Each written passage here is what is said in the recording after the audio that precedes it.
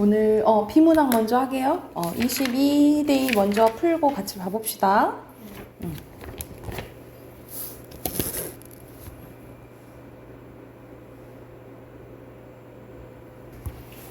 같이 봐봅시다. 여기서는 공유경제에 대해서 나오죠. 자, 집을 나눠 쓰는 에어비앤비, 차를 나눠 쓰는 소카, 그리고 자전거를 나눠 쓰는 서울시의 땅이, 이 세 가지 공통점은 어떤 물건을 다른 사람과 나눠 쓴다는 거예요. 그래서 이런 식으로 에어비앤비, 소카, 따릉이처럼 이미 생산된 제품을 여럿이 함께 공유해서 사용하는 것을 경제학에서는 공유경제라고 한대요. 그러면 당연히 요 개념이 중심 문장이겠죠, 그죠? 핵심어 공유경제고요. 공유경제라는 표현은 미국의 하버드 대학교의 로런스 레식 교수가 처음 사용했는데, 그는 공유경제란 재화나 서비스를 개인이 혼자 소유하고 사용한 것이 아니라 네트워크에 연결되어 있는 참여자들끼리 무료 또는 일정한 요금을 내고 나눠 쓰는 경제활동을 의미한다라고 얘기를 했대요. 얼핏 보기에 공유와 경제라는 표현을 함께 사용한 것이 어울리지 않는 것처럼 보입니다. 왜냐하면 사람들은 공중화장실의 휴지처럼 다른 사람과 하는 공유하는 자원을 공짜라고 인식하고 마구 써버림으로써 아무도 쓸 수 없게 만든 경우가 있기 때문이라는 거지. 그렇지만 공유경제에서 공유되는 자원은 엄연히 개인의 소유물이기 때문에 이와 같은 문제를 생기지 않는다라는 거야. 왜냐면 이제 빌렸다라는 인식을 하고 있으니까. 그래서 여기서는 어울리지 않는 것처럼 보이지만 그렇지 않다라는 내용이에요. 그래서 여기서 핵심어 공유경제 따로 볼게요. 또한 공유경제는 여러 가지 장점이 있는데요. 그럼 장점 나열되겠죠. 사용자는 물건을 사는데 필요한 돈과 시간을 절약할 수도 있고, 소유자는 사용하지 않는 물건을 다른 사람에게 빌려줌으로써 수익을 얻을 수 있습니다. 사용자와 소유자 모두 이익을 얻게 되므로 사회적으로 낭비가 되는 손실을 줄여드는데, 게다가 자원의 활용을 극대화하기 때문에 남는 자원으로 인해 생길 수 있는 환경오염도 줄일 수 있대요. 그래서 여기서는 장점 나와 있고요. 자, 이러한 공유경제와 관련된 제품이나 서비스를 이용하다가 사고가 발생할 경우, 여기서는 사고 막 이런 게 나온다, 그치? 그러면 장점과 조금 상반되는 내용이 나오는 거잖아요, 그쵸? 그러면 들어갈 접속사는 뭐 하지만 또는 뭐 그러나 이런 게 들어가야겠지, 그치? 그래서 5번에 3번이에요. 그리고 이를 규제할 수 있는 법이나 제도로 마련되지 않는 문제점이 있대. 따라서 무턱대고 공유경제 물건이나 서비스를 사용하기보다는 사용하기 전에 약관 등을 꼼꼼히 살펴보고 피해를 최소화하면서 공유경제의 장점을 누릴 수 있도록 노력해야 된다라는 내용입니다. 그래서 여기서는 이제 조금 문제점에 대해서 나와 있다라고 보시면 돼요. 핵심은 문제점이에요. 그래서 여기서는 공유경제가 무엇인지, 그리고 마지막에 장단점 나와 있잖아요, 그치? 그래서 개념이 제일 중요할 것 같아요. 그래서 개념이 드러난 부분은 1문단입니다. 그래서 1문단의 요약, 공유경제의 개념이고요. 주제는 공유경제의 장단점과 바람직한 활용 방안입니다. 자, 밑에 공유 경제, 그 다음에 장점이고요. 그리고 2번에 공유 경제, 그 다음에 3번에 적절한 거 몇 번? 5번. 그쵸? 그리고, 아이고, 잘못 적혔다. 5번. 그리고 4번에 알맞지 않은 거? 5번, 3번은 같이 했죠? 자, 두 번째 거 봐볼게요. 두 번째는 국어의 특질, 특히 상징어에 대해서 나오네요. 시냇물이 졸졸 흐른다를 시냇물이 줄줄 흐른다로 바꾸면 느낌이 어떠한가? 시냇물이 졸졸 흐른다고 할 때보다 시냇물이 줄줄 흐른다고 하면 조금 더 굵은 느낌이 나는 거지, 그치? 그리고 주먹밥이 돌처럼 단단하다랑 단단하다는 또 느낌이 다르다는 거죠, 그쵸? 오히려 단단하다가 더 좀 안 부서질 것 같다라는 거지, 그치? 이런 식으로 모음 하나, 자음 하나 바꿨을 뿐인데 느낌이 달라진다 이 말이야. 그래서 여기서 핵심어는 느낌이나 분위기고요. 시냇물이 졸졸 흐른다, 줄줄 흐른다를 바꿀 때 오, 우의 차이인데요. 이처럼 자음이나 모음이 바뀜에 따라 의미보다는 말소리나 말투의 차이에 따른 느낌과 맛, 즉 어감이 달라지는 건데 이거를 뭐라고 한다는 거예요? 어감의 분화라고 한다라는 거예요. 국어의 모음은 양성 모음이랑 음성 모음을 나눌 수가 있는데 오와 같은 양성 모음은 밝고 날카롭고 작고 가벼운 느낌을 줘요. 그러니까 말 그대로 좀 좋고 밝고 가벼운 느낌을 생각하면 되고 우는 반대로 어둡고 둔하고 크고 무거운 느낌을 줘요. 그래서 우리가 좋을 때 우아하고 야유할 때 우 이러잖아, 그치? 이런 차이라고 생각하시면 돼요.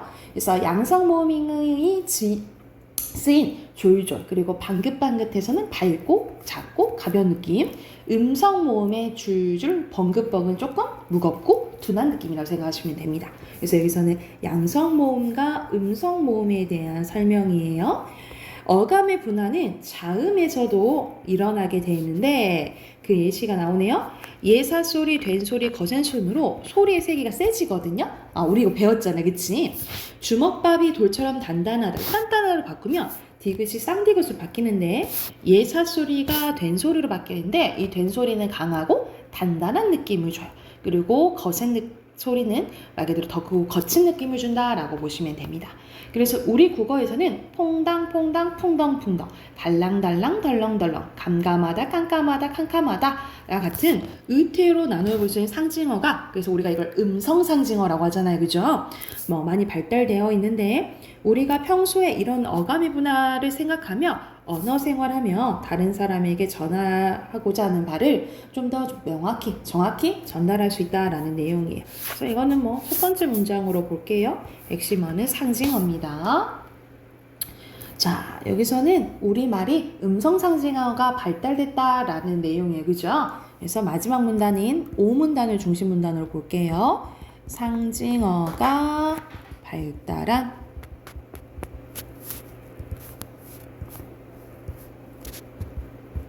국어고요. 주제는 국어의 특징, 어감의 분화로 인한 상징어의 발달입니다. 자, 밑에 빈칸 이 문단에 들어갈 거 어감이고요.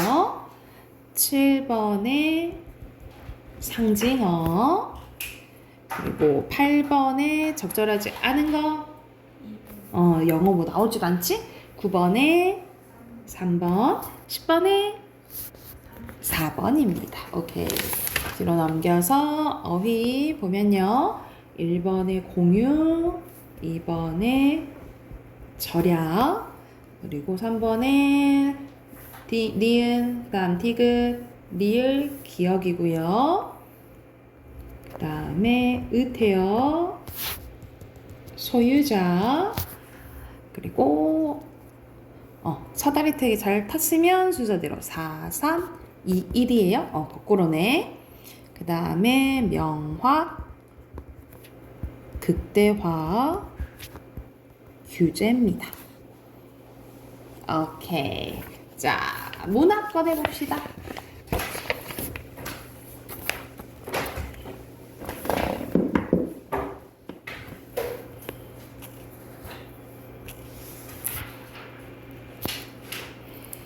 오늘은 18대 146쪽이에요. 146쪽 보면은 오늘은 여기가 이제 소설의 마지막 부분이거든요.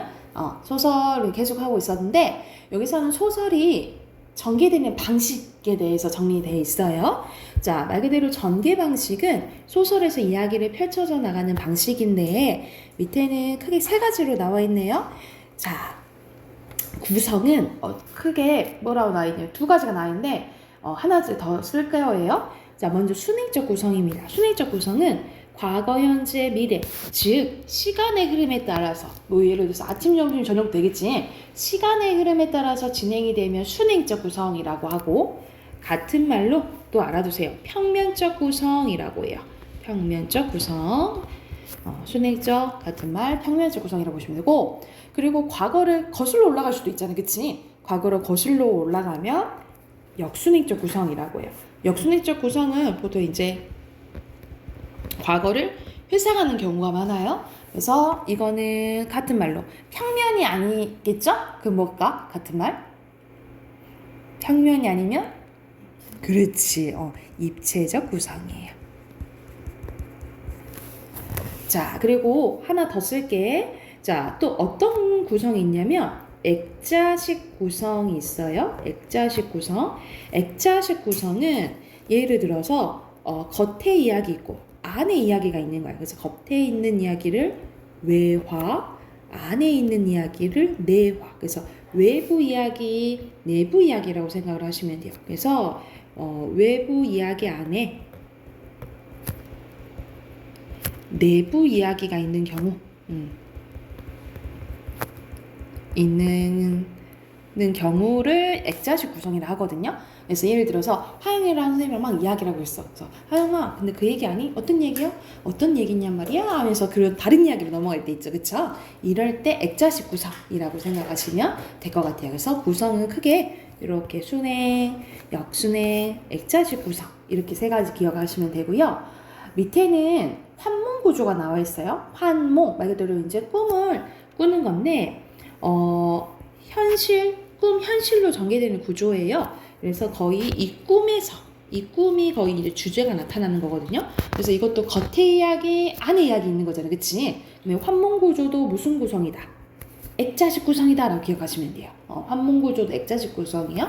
그래서 주인공이 꿈속에서 새로운 삶을 경험한 뒤에 꿈에서 깨는 과정을 거쳐 깨닫는 몽자류 소설에서 주로 나타난다 라고 보시면 될 것 같아요. 그래서 오른쪽에 몽자류 소설은요. 몽자류 소설의 주인공은 원래 살고 있던 현실을 잊은 채 꿈속에서 새로운 삶을 살다가 꿈에 깨면서 꿈속의 내가 현실의 나였음을 확인하는 내용의 소설이라고 생각하시면 될 것 같아요. 그리고 자, 여기서는 밑에 풍자랑 해악이 나오는데 얘네 둘의 공통점을 알아야 돼요. 얘네 둘의 공통점은 웃음이 나오는, 웃음 유발인 거야. 웃음이 나오는데, 자, 풍자는 먼저 뭐냐면요.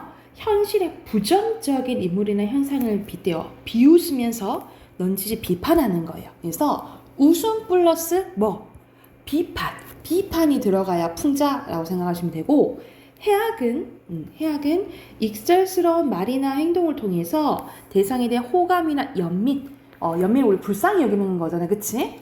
여기서는 웃음 플러스 연민이라고 생각하시면 돼요. 그래서 똑같이 우리 흥부놀부전 이야기 알잖아. 똑같이 흥부랑 놀부를 우스꽝스럽게 표현해도 놀부를 우스꽝스럽게 표현하면 뭐가 되는 거야?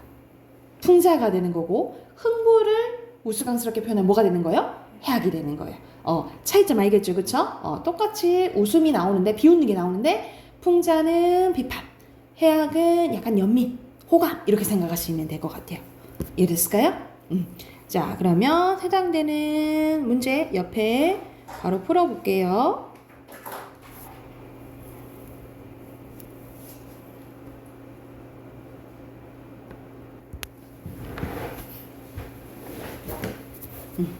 자, 순서대로 보면 여기서는 남편이 돌아오지 않는 현재 상황에서 아내와 남편이 결혼했을 때 이에 대해서 이야기하고 있는 거 맞고요.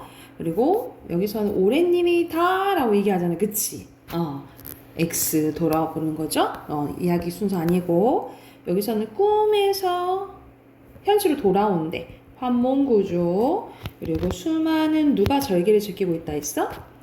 부녀자들이에요. 그리고 오른쪽에 5번 보면은 여기서는 나가 장인어른 될 사람이랑 싸우는 부분이거든요. 그래서 우스꽝스럽게 표현하는 거고 해서 지금 그 결혼 안 시켜준다고 지금 싸우는 장면이야. 그래서 나를 둘러싼 사건을 해악적으로 그리고 있다라고 보시면 되겠죠. 비판은 없지. 그리고 7번에 허물, 그리고 8번에 성미예요.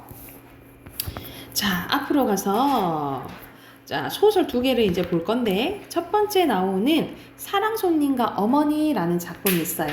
사랑손님과 어머니는 이게 배경이 1930년대거든요. 이때는 되게 지금보다 더 보수적이고 조금 봉건적인 전에 이제 가치관을 갖고 있어서 여기서 이제 배경이 어떤 이제 배경이냐면 여자가 말 그대로 우리 지금 요즘에는 뭐 이혼하고 재혼하고 이거는 뭐 남녀 상관없이 이제 보통 많이 일어나잖아요, 그렇죠? 근데 이때는 여자가 특히 여자가 재혼하는 것에 대해서 되게 안 좋게 생각을 했어요.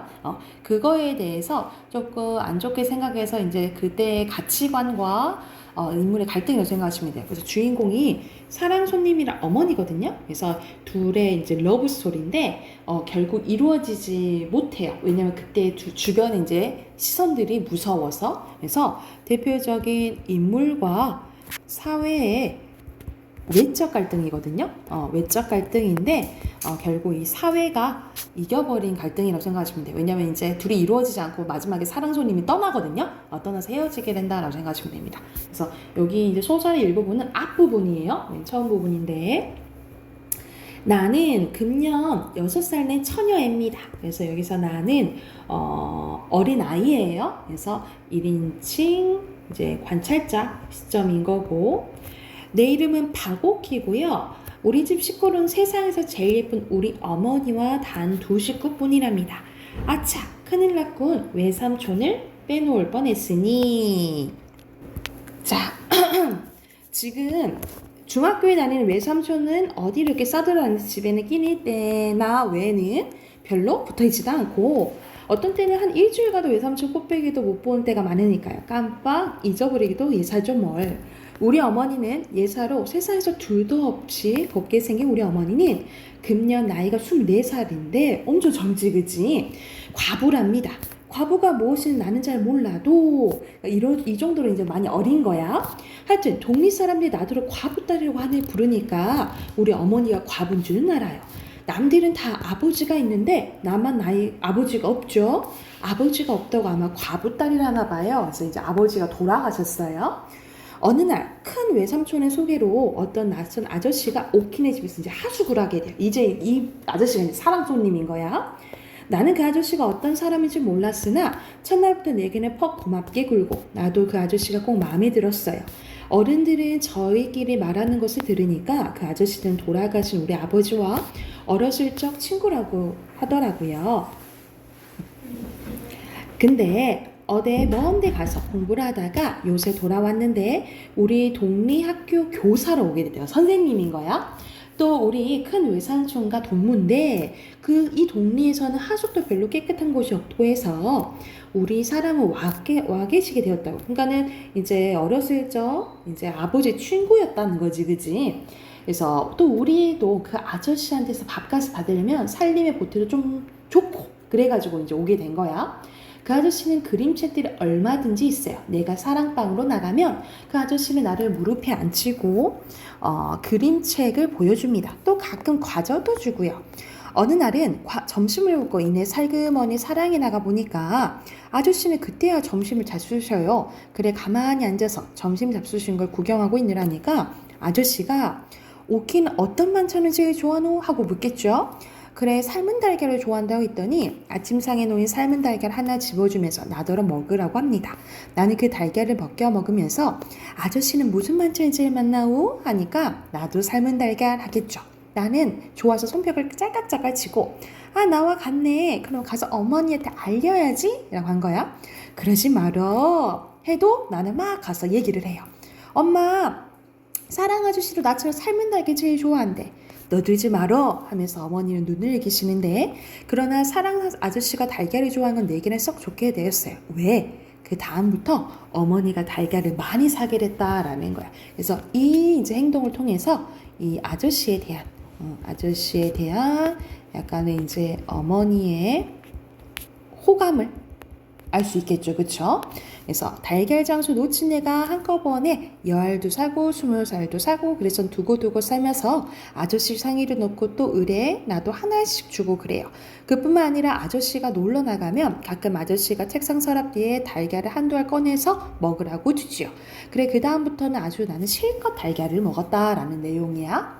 그래서 여기서는 이 달걀이 중요한 달걀이 이제 어머니가 이제 아저씨에 대한 호감을 나타낸다 했잖아요, 그렇죠? 그래서 마지막에 이제 헤어지고 오는 길에 이제 달걀 상수를 만나는데 이제 어떻게 이제 끝나냐면 이제 저희 달걀 안 사요? 달걀 먹을 사람이 없어서요? 이렇게 얘기를 해. 그래서 옆에 이제 오키가 자기는 나 달걀 좋아하는데 왜 먹을 사람이 없다고 하지? 라고 말하고 싶었지만 엄마 이제 얼굴이 너무 슬퍼 보여서 말하지 못했다 하면서 끝나게 되거든요. 그래서 이 어린아이의 시점으로 본 어른들의 사랑을 이야기한 소설이라고 보시면 돼요. 그래서 중심인물 여기서는 아저씨와 어머니겠죠? 그리고 배경은 오키네 집이고요. 크게 뭐 갈등이 일어나지는 않고 서술상의 특징은 1인칭 관찰자 시점이고요. 어린아이의 시선에서 어른들의 사랑을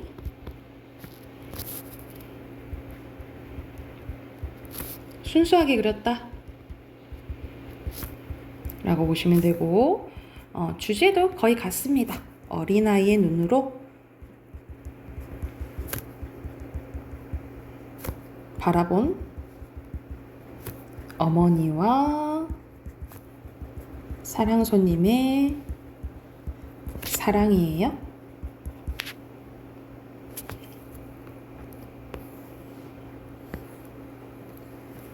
바로 밑에 세 문제 풀어볼게요. 바로 보면은 1번에 이름이 나오네, 그치? 박오키, 그 다음에 아저씨고요. 2번에 알맞은 거? 3번. 3번에 5번입니다. 오케이. 두 번째 것도 바로 가볼게요. 현덕의 하늘은 말 것만이라는 작품입니다. 그래서 여기서는 이런 맥락이겠죠. 하늘은 맑지만 뭐 나는 그렇지 못하다 뭐 이런 느낌이 오겠지, 그치? 그래서 여기서도 바로 내용을 한번 봐보면 이제 어떤 내용이냐면 문기가 이제 주인공인데 이 문기가 심부름을 갔다가 거스름돈을 엄청 많이 받게 돼요. 엄청 많이 받게 되는데 그걸 친구인 수만이한테 얘기를 해. 그래서 같이 뭐도 사 먹고 이제 그걸 이제 돈 벌 이제 궁리를 하는데 자기가 조금 양심이 찔린 거야. 그래서 남은 이제 거스름돈을 그 고객간에 갖다 주고 자기가 샀던 것도 다 버려요. 근데 문기가 야 같이 그거 사러 가기로 했잖아, 같이 가자 라고 하니까 나 그거 갖다 줬어 라고 얘기를 해. 그랬더니 야 너 네 혼자 쓰려고 하지? 좋은 말 할 때 돈 내놔 이렇게 얘기를 해. 그래서 협박에 못 이겨서 그 숙모랑 삼촌이랑 같이 사는데 이 숙모의 돈을 훔쳐요. 숙모의 돈을 훔쳐서 이제 수만이를 갖다 줘. 근데 그거를 지금 거기에서 같이 일하던 점순이가 지금 누명을 쓴 상황이에요. 그래서 그날 밤이었다. 아랫방 들창 밑에 훌쩍훌쩍 우는 어린아이 울음소리를 해놨는데 아랫집 심부름하는 아이 점순이 음성이었다. 숙모가 직접 그 집에 가서 무슨 말 한 것은 아니로되 자연 그 말이 한 입 건너 두 입 건너 그 집에까지 들어갔고 그리고 그 집 주인 여자는 점순을 때려 쫓아낸 것이다. 먼저는 동네 아이들이 모여 지껄지껄 하더니 그리고 차차 하나 가고 둘 가고 훌쩍훌쩍 오는 그 소리만 남는다. 방 안의 문기는 그날 밤을 뜬 눈으로 세웠대. 그러니까 너무 미안하잖아, 그치? 그래서 여기서는 이제 문기에 내적 갈등이 많이 일어난다라고 생각하시면 돼요. 이튿날 아침이다. 문기는 밥을 두어서 뜨다가는 그만두는데 그 돈을 갚기 위한 그것이 아니다. 도무지 입맛이 나지 않았대. 학교에 갔다. 첫 시간은 수신시간 도덕시간이에요. 그것이 공교로이. 그때의 주제가 정직이었다라는 거야.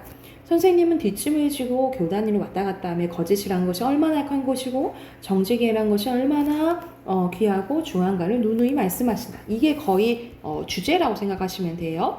그리고 안경 쓴 선생님의 그 눈이 번쩍하고 문기 얼굴에 머물렀다 가고 한다. 그럴 때마다 문기는 가슴이 뜨끔뜨끔해졌대. 문기는 자신 한 사람에겐 들리는 정직이요 수신 시간인 듯 싶었다. 그만치 선생님은 제 속을 다 들여다보고 하는 말인 것 같았다라는 거죠. 운동장에서도 문기는 풀이 없다. 사람 없는 교실 뒤 버드나무 옆 그런 데만 찾아다니며 고개를 숙이고 깊은 생각에 잠기거나 팔짱을 찌르고 왔다 갔다 하기도 한다. 그러다가 등을 치며 소스라쳐 깜짝깜짝 놀라는데 언제나 다름없이 하늘은 맑고 푸르건만 문기는 어쩐지 그 하늘조차 쳐다보기가 두려워졌다. 자기는 감히 떳떳한 얼굴로 그 하늘을 쳐다볼 만한 사람이 못 된다고 싶었대. 그러니까 여기서 거의 제목 나오죠. 이렇게 하늘은 푸른데 나는 그렇게 돌려다 볼 수 있어 없어. 없는 상황을 이야기하는 거예요. 언제나 다름없이 여러 아이들이 넓은 운동장에서 마음대로 뛰고 마음대로 짓거리고 마음대로 즐기건만 문기 한 사람은 어둠과 같이 컴컴하고 무거운 마음에 잠겨 고개를 들지 못한다. 무엇보다 문기는 전일처럼 맑은 하늘 아래서 아르무 거리낌 없이 즐길 수 있는 마음을 갖고 싶다. 떳떳이 하늘을 쳐다볼 수 있는, 떳떳이 남을 대할 수 있는 마음이 갖고 싶어졌대. 그래서 자기가 엄청 고민하다가 양심 고백을 선생님한테 해야겠다라고 해서 선생님 집을 찾아가요. 그런데 결국 고백하지 못하고 집에 돌아오는 길에 갑자기 교통사고를 당해요. 교통사고를 당해서 이제 눈을 뜨게 됩니다. 그러니까 삼촌이 너 내가 누군지 알겠니? 하고 웃지도 않고 내려다본다. 문기는 이것도 꿈인가 하고 한껏 웃어주려다가 그대로 맑은 정신이 났는데 문기는 병원 침대 위에 누워있었다. 어디 아픈 데는 없으면서도 몸을 움직일 수는 없다. 삼촌은 근심스러운 얼굴로 내려다본다. 작은아버지, 저는 마땅히 받아야 할 벌을 받은 거예요 하면서 지금까지 있었던 일을 다 자백을 해요. 그랬더니 이때까지 겹겹으로 몸을 싸고 있던 허물이 한 커플 한 커플 벗겨지면서에 따라 마음속의 어둠도 조차 사라지면서 맑아지는 것을 문기는 확실히 깨달을 수 있었다.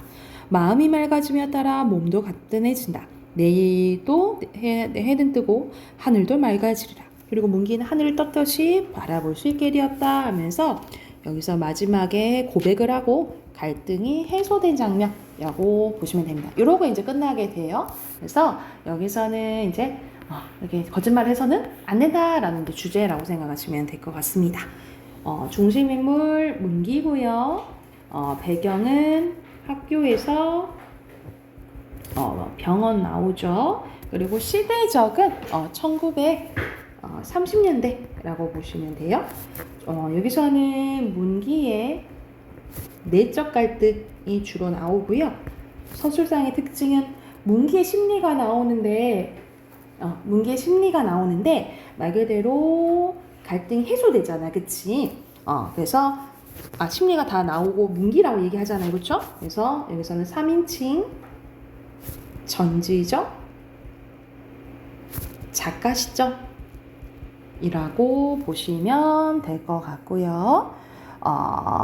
그리고 주제 쓸게요. 주제는 양심을 둘러싼 갈등과 정직한 삶의 중요성이라고 보시면 됩니다.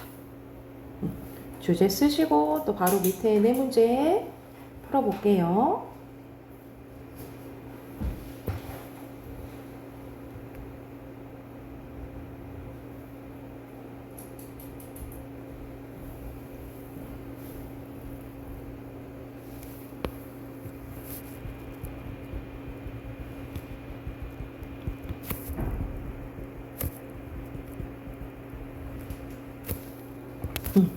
자, 순서대로 전지의 작가 작은아버지고요. 5번에 5번, 6번에 5번이고 7번에 이음절인가 두 글자 하늘이죠.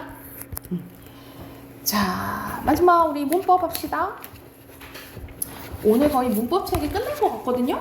문법책 꺼내보면 우리 저번 시간에 한글 했잖아, 그지? 자, 122쪽 122쪽 풀 차례거든요.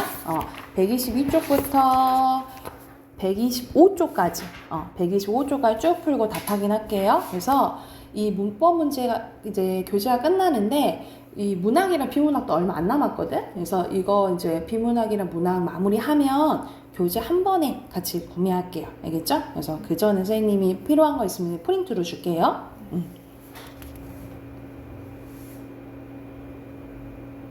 답 확인 바로 해봅시다. 선생님 답 쭉 불러줄게요. 그리고 틀린 거 같이 봐봅시다. 1번에 3번, 2번에 5번, 3번에 2번, 4번에 여기서는 바뀌는 거니까 언어의 역사성이죠. 그리고 5번은 여기서는 새로운 단어도 만들 수 있고 무한한 문장도 만들 수 있는 거잖아요. 그쵸? 그래서 단어를 결합해 무수히 많은 문장을 만들 수도 있다. 쓰시면 되겠죠. 그리고 6번에 2번, 7번에 5번, 8번에 4번, 일어넘겨서 9번에 사회 문화적, 그리고 10번에 3번, 11번에 1번, 12번에 3번, 그리고 13번에 똑같이 이제 쓰면 피읍을 만들어야 되잖아, 그치? 그래서 미음에다가 획추가 2번 해야겠죠, 그쵸? 그 다음에 이 그대로, 그리고 지읒은 시옷에다가 획추가 1번 하면 되겠죠. 거기다가 아 쓰시면 됩니다. 그리고 14번에 4번, 15번에 2번, 16번에 2번, 17번에 여기 1번이죠. 병사가 아니라 상형이죠. 틀린 거 질문 6번 가볼까요? 6번 여기서는 6번에 적절하지 않은 거잖아요. 양심을 지켜주세요 라는 거는 이거는 버스 정류장이면 차례대로 차라 이 말이잖아요. 그치? 그리고 공원 잔디밭에 양심을 지켜주세요 이거 여기서는 여기서는 잔디 밟지 마세요 뭐 이런 뜻이잖아요. 그쵸? 근데 여기서는 정류장이니까 예를 들어서 아니 버스 아니면 모르겠지. 그치? 근데 정류장이니까 자리까지는 아니겠죠. 이해됐죠? 또 있을까요? 9번 여기서는 이건 약간 문화 차이인데 우리가 뭐 마시다가 시원한 거 먹을 때도 시원할 수도 있지만 우리가 뜨끈한 거 먹을 때 이렇게 몸이 편할 때 시원하다 하잖아. 그치? 그리고 목욕탕이도 마찬가지라요. 시원하죠. 풀리는 느낌이라는 거죠. 이럴 때 우리나라는 그런 말을 쓰는데 외국 사람들이 보면 왜 시원하다고 하는 거야? 시원하지 않은데 이렇게 볼 수 있다는 거지. 이거는 이제 문화 차이기 때문에 사회 문화적 맥락인 거예요. 이해됐죠? 또 13번 13번은 말 그대로 획추가를 해야 된다는 거지. 그치? 요즘에는 거의 이제 자판처럼 쓰는데 선생님은 이것까지는 아닌데 선생님은 천지인 쓰거든요. 진짜 바로 이제 획추가하는 건데 여기서는 피읍 만들어야 되잖아요. 그치? 피읍은 2번이에요. 미음에다 2번. 가획의 원리에 따라서 2번. 그리고 아는 그대로 있잖아. 그치? 이랑 그대로 있죠. 그죠? 여기서 1번만 하면 되고 그리고 지읒은 시옷에다가 획추가 1번 이렇게 써야 되겠죠. 그래서 이렇게 쓰는 거예요. 됐나요? 다른 거 다 됐나요? 오케이. 그러면 뒤로 넘겨서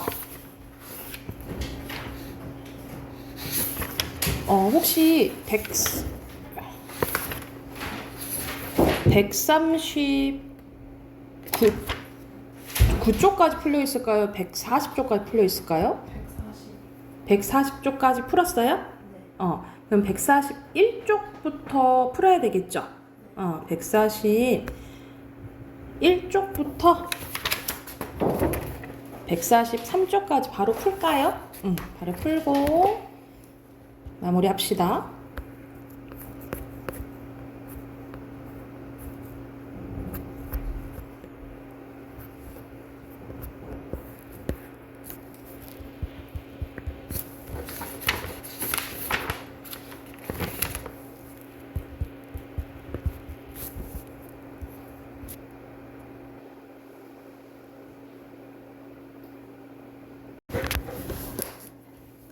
(1번에) 5 (2번에는) 개인이 바꾸면 안 되죠. 그쵸?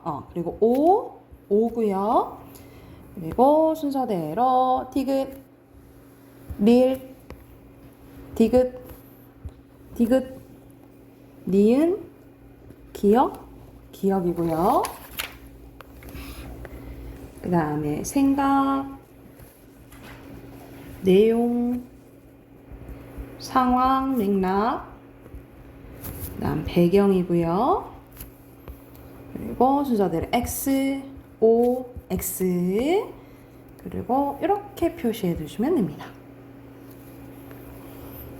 그 다음에 시옷, 비읍, 아래야, 아, 유, 그리고 이거는 상형, 가획, 상형, 합성, 그리고 이건 이체자죠. 예디응, 리을, 반침, 그리고 오, 우, 쓰시면 됩니다. 됐나요? 문법체 끝. 그래서 다음 시간에 문학이랑 비문학 우선 챙겨오시면 되고요. 단어 써오시고 외워오세요.